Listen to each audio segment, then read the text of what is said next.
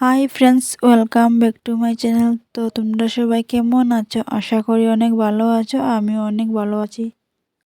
তো চাউমিনটা বানাচ্ছি আমার পাপ্পার জন্য, একদমই তেল মশলা কম দিয়ে।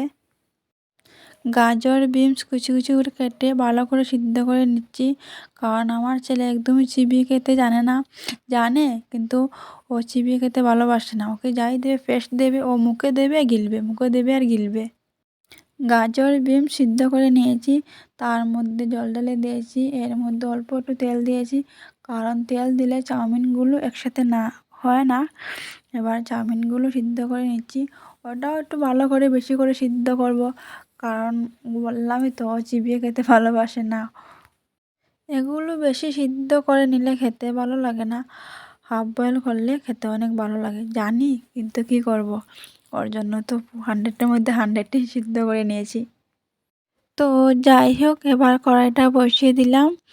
কড়াই গরম হয়ে যাওয়ার পর পেঁয়াজ কুচি দিয়ে দেবো, পেঁয়াজটা নেড়ে চেড়ে ভালো করে ফ্রাই করে নেব। তারপরে পেঁয়াজ ফ্রাই হয়ে গেলে দিয়ে দেবো কেটে রেখেছিলাম বিনস গাজর, এগুলো এবার দিয়ে দেবো। এগুলো এবার ভালো করে আবার অল্প একটু সিদ্ধ করে নেব ভালো করে, যাতে আরও একটু সফট হয়। এগুলো সিদ্ধ হয়ে যাওয়ার পর দিয়ে দেবো অল্প একটু নুন। তার মধ্যে আমি আরেকটা জিনিস অ্যাড করে দিলাম, জানি না তোমরা দেও কি না, তবে আমি দিয়েছি। আমি দেওয়ার কারণ হলো যাতে চাউমিনগুলো খেতে খেতে ড্রাই হয়ে না যায়, কারণ দেখো আমরা তো বড়রা, যেটা গরম তবে গরম গরম খেতে অনেক টেস্ট লাগে, সেই জন্য আমরা ঠান্ডা হওয়ার আগেই আমরা খেয়ে নেব।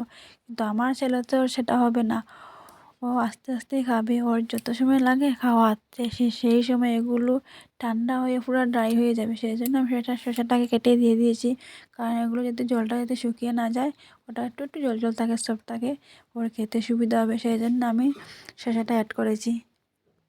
তো এবার আমি ভালো করে নেড়ে ছেড়ে নেব, নেড়ে ছেড়ে নেওয়ার পরে তো যাই হোক, আমি কিন্তু একদমই সিম্পলভাবে বানিয়েছি যাতে বাচ্চারা ইজিলি খেতে পারবে। তারপরে দিয়ে দিয়েছি স্বাদ মতো নুন, দিয়ে দিয়েছি চিলি সস, অল্প একটু ভিনিগার, তারপরে সয়া সস দিয়ে ভালো করে নেড়েচেড়ে নামিয়ে নেব।